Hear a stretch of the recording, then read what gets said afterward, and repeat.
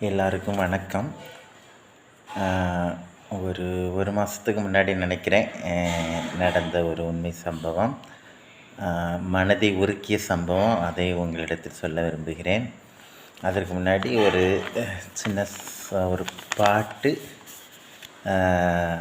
அதில் ஒரு 5 லைன் மட்டும் பாடுறேன், கேளுங்க.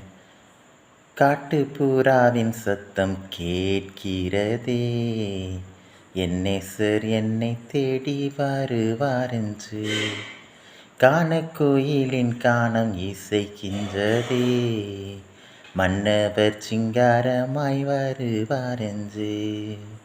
காட்டுப்புறாவின் சத்தம் கேட்கிறதே, என் நேசர் என்னை தேடி வருவாரென்று, காணக்கோயிலின் காணம் இசைக்கின்றதே, மன்னவர் சிங்காரமாய் வருவார் என்று.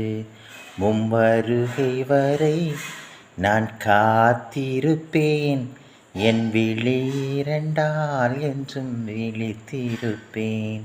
மும்வருகை வரை நான் காத்திருப்பேன், என் விழி இரண்டால் என்றும் விழித்திருப்பேன். அழகான பாட்டு. இந்த பாட்டை எங்கள் சர்ச்சுக்கு ஒரு மாதத்துக்கு முன்னாடி வந்திருந்தவங்க ஒருத்தங்க பாடினாங்க. ஆனால் அவங்க யாருன்னா ஒரு கண் பார்வையற்ற பெண்மணி.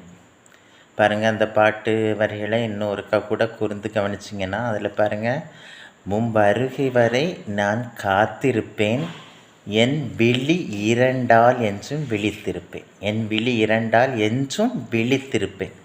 உண்மையிலே அந்த பெண்மணி அந்த பாட்டை பாடி சாட்சியாக நின்றபோது கண்கள் அப்படியே குளமாகியது. ஏன்னா கண் பார்வை தெரியாதவங்க அவங்க பாடின பாட்டு இந்த பாட்டு பாருங்கள். கண் பார்வை இல்லாத நேரத்தில் கூட கர்த்தருக்கு மகிமையாக, கர்த்தருக்கு சாட்சியாய் பயன்படுத்தப்பட்டார்கள்.